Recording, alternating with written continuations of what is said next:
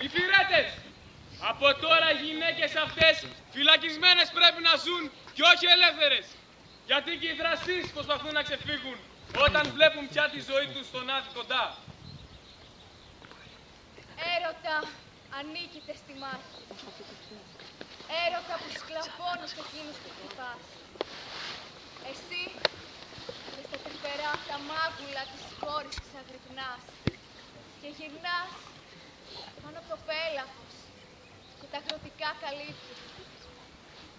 Και από σένα κανείς δεν μπόρεσε, μήτε Θεός, μήτε κανένας από τους εφήμερους ανθρώπους να ξεφύγει. Και αυτός που σ' έχει καταντά τρελός.